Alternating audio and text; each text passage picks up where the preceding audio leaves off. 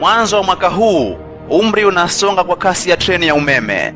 Mambo yanazidi kuwa magumu, lakini nikuambie tu, hata kama yawe magumu vipi, yatapita na yataisha tu kama yalivyopita mengine. Sio kwa sababu eti mafuta huelea juu ya maji, basi ukadhani ukijipaka mwilini utaelea mtoni. Utazama mzee. Sio kwa sababu mzee wako ni tajiri, basi na wewe ni tajiri.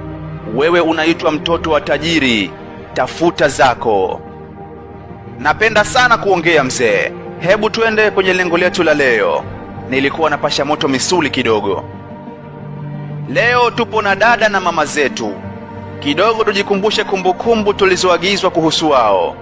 Tuishi nao kwa akili nyingi sana, kwa sababu wao wameumbwa kutoeleweka. Anayebeba ujauzito na kukaa nao miezi 9 ni mwanamke, na anayetupa kichanga chooni tena akiwa amekibeba miezi 9 ni mwanamke huyo huyo pia. Yaani inasikitisha sana. Unaweza kumwomba mkeo akukopeshe 10,000.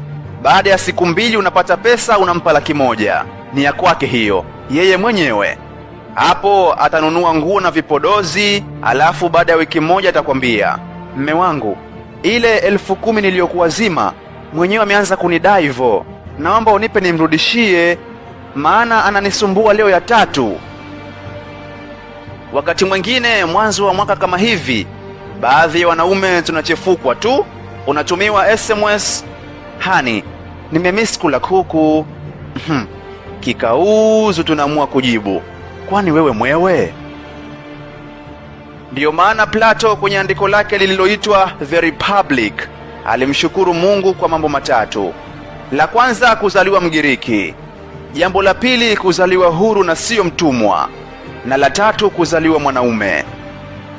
Hii miezi ya mwanzo ya mwaka huwa ni migumu sana hii. Alafu wenzetu mnazidi kutuchanganya. Shuleni kwenyewe hao watoto tumewapeleka kwa vimemo. Mwalimu, naomba umpokee. Ada nitatoa baada ya wiki 2. Hiyo wiki 2 yenyewe unasema tu, huna uhakika. Yaani kile unavyokumbuka ulivyomfanyia bosi wako jana, hujui kama utafika mwisho wa mwezi. Alikutumia picha ya WhatsApp, hukuifungua ukaanza kumjibu. Yaani umependeza sana bosi wangu. Usiku ulipoamua kuifungua, kumbe ni picha ya sokwe. Ukisikia kasheshe ndiyo hiyo sasa. Sawa na jamaa aliyokwenda kutembea ukoni kwake. Baada ya kupiga msosi wa usiku, akapewa chumba alale. Baadaye taa zikiwa zimezimwa nyumba nzima, akatoka ili ende msalani. Bahati mbaya akaparamia vyombo vya chakula sebuleni. Wakati anapapasa vieke sawa, mara taa hiyo ikawashwa. Tena uso kwa uso na mama mkwe wake, huku mkononi ameshikilia sufuria la maharagwe. Mama mkwe akamwambia, baba, kama hukushiba ungesema. Unalalamika wanawake wanapenda pesa. Kwani wewe unapenda nini? Unapenda mawe? Hawa wameumbwa kupenda vyote na siyo pesa peke yake. Ndiyo maana wakiumwa wanatukaribisha mpaka dawa. Utasikia, mme wangu karibu tunywe dawa basi. Endelea tu. Tumeumbwa kuishi nao kwa akili na sio kwa madili. Akiwa mjamzito, hiyo ni shughuli nyingine. Anaweza kukuamsha usiku mkubwa, eti umpeleke kituo cha mafuta. Ukimwambia shida nini tena? Eti nataka nikanuse harufu ya petroli. Mama, kwani unazaa bodaboda? Ingawa wengine wamezidi kupenda pesa, yaani kama nyani na ngedere wangekuwa na pesa, trust me, kuna baadhi ya wanawake wangekuwa wanaishi porini muda huu. Ukimwahidi binti wa watu kumuoa, umuoe na sio kumdanganya. Hawa viumbe machozi yao yana nguvu sana. Machozi ya mwanamke asiye na hatia huwa na laana kubwa kuliko unavyofikiria. Usimpe nafasi mwanamke atoe chozi lake na kumlilia Mungu juu ya mateso unayomfanyia. Uchungu unaopata ukimwona mama yako akisumbuliwa na baba yako ndiyo uchungu wanaopata wanawake wema wote unaowatesa. Kumbuka, wema haulipiki na mabaya hayasahauliki pia. Mkeo amekuvumilia wakati upo choka mbaya, huna mbele wala nyuma. Amekusaidia kulea familia kwa biashara yake ya genge na kuuza vitumbua. Leo umeyapatia, unamwambia nataka niishi na mwanamke mwingine sasa hivi. Ndugu yangu, usidharau miguu ya kuku, ndiyo iliyobeba nyama hiyo. Ndiyo maana nimesema mwenye masikio asikie. Wanamke ni ushujaa, binadamu legelege lazima ukwepe.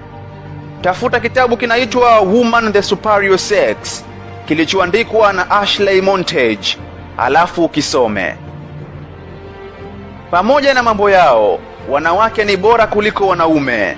Utukufu tulionao sisi wanaume ni matokeo ya sababu za kihistoria tu na sio sababu za asili. Unalewa pombe kwa pesa zake ulizoiba kwenye pochi yake. Ukilewa unampiga, lakini huwa hachoki kukufungulia mlango mumewe. Sema sasa mpunguze kuweka ndoa zenu mitandaoni. Mambo yakiwa mazuri utaanza kuona status za Kiingereza tu kwenye WhatsApp. Utadhani Kiingereza hawajui vile. You are my everything, you are my heart. Kikinuka status zinabadilika. Utaona lo, wanaume wote ni mbuzi. Unasoma halafu unatamani umuulize, kama wanaume wote ni mbuzi, mzee wako ushamkatia majani? Muda mwingi ni wazuri, lakini wakichoka na wakiamua kufanya wanavyoweza ni hatari sana. Yupo bwana mmoja, yeye alikuwa akielekea mjini na gari yake. Njiani akamkuta mwanamama, akampa lifti. Bahati mbaya wakiwa njiani, yule mama hali yake ikabadilika, akaamua kumkimbiza hospitali haraka. Baada ya muda daktari akatoka na kumpa hongera, kisha akamwambia, hongera sana, mkeo ni mjamzito. Jamaa akajibu, hapana, sio mimba yangu. Yule mwanamama akamtizama usoni kwa jicho kali sana, kisha akamwambia kwa sauti kubwa, we, unakataa mimba yako sio? Jamaa akashangaa. Mdada akasisitiza, dokta, huu mzigo ni wa kwake. Mara dokta akamwambia jamaa, kama upo serious njoni kupime. Baada ya kumpima akaja na majibu, akamwambia, ni kweli huu ujauzito sio wa kwako. Njemba ikashusha pumzi kidogo. Daktari akaendelea, nilipokupima nimegundua kuwa huna uwezo wa kumpa mwanamke ujauzito. Yaani unakumbuka jile balala kipindi kile cha vita ya madawa ya kulevya iliyoasisiwa na Makonda? Ilikuwa ni hatari tupu, kwa sababu hata watoto wadogo ukiwatuma unga dukani walikataa kwenda. Kipindi kile ukiingia kwenye kundi la WhatsApp, ukitaka watu wote wa lefti, badili jina la kundi tu, unaandika wauza unga. Kama kundi ni la michongo ya harusi, atabaki muoaji peke yake. Ndivyo hali ilivyokuwa kwa huyu jamaa, baada ya kuambiwa kuwa hana uwezo wa kuzaa, wakati mkewe ana watoto wawili nyumbani na pia ana ujauzito mwingine wa miezi 4. Hawa ndio wanawake wakiamua. Wanaume wengi tunapenda watoto ila hatupendi utoto. Sasa hawa wenzetu ni wakubwa wenye utoto. Tusipowaelewa ndiyo tutajua kwa nini pesa hazioti, lakini benki zina matawi. Ndoa nyingi zisizotulia, sababu ni sisi wanaume kushindwa kuwaelewa wanawake. Ukimuelewa mkeo, basi utakuwa umeelewa pia kwa nini tunatakiwa tusiendeshe gari tukiwa tumekunywa, lakini baa kuna parking. Kwa kifupi, ndoa yako ni yako wewe na sio ya marafiki zako.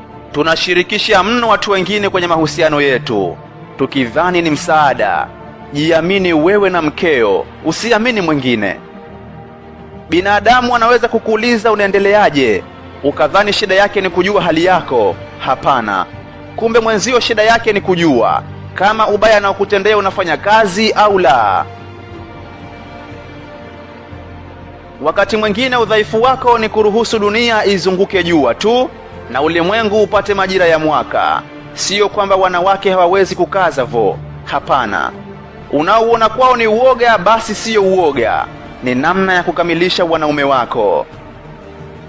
Ili kuwe na mrefu lazima awepo mfupi. Kama kusingekuwa na nyeusi, basi nyeupe pia ingekosekana. Uzuri wako unatokana na ubaya wa mwingine, na ubora wako ni matokeo ya udhaifu wa mwingine.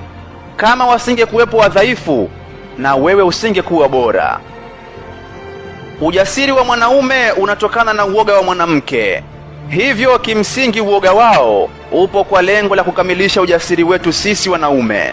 Sema sasa, wakati mwingine huwa ni waoga sana, wanaogopa hadi mende. Siku moja wadada wawili walikuwa wanapita njia mkato makaburini.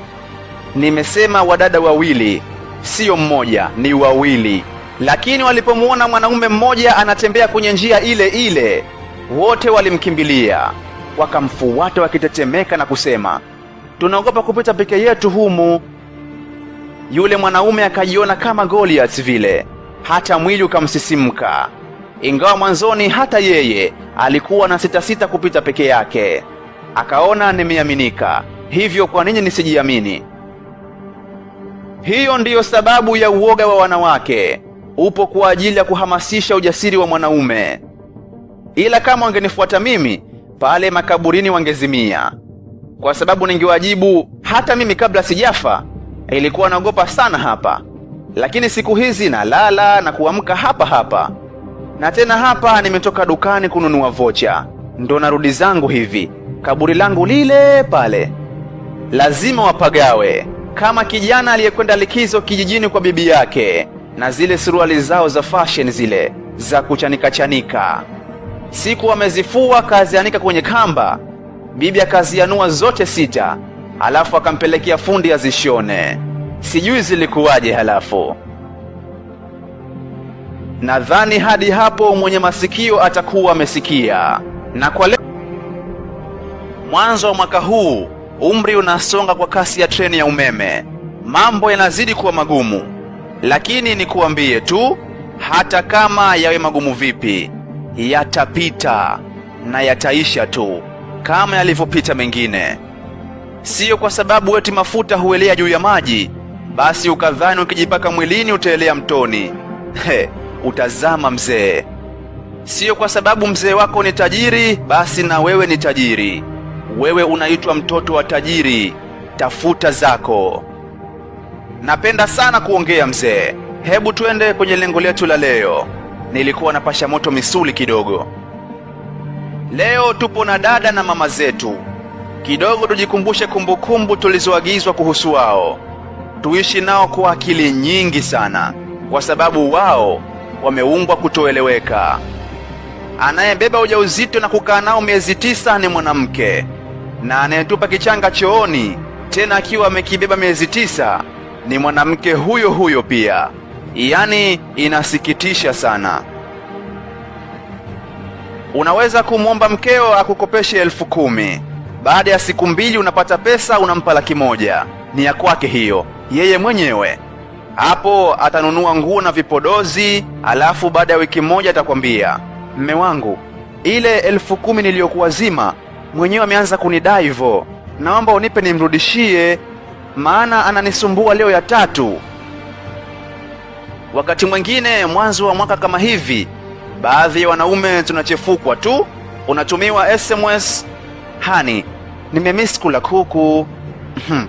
Kikauzu tunaamua kujibu, kwani wewe mwewe?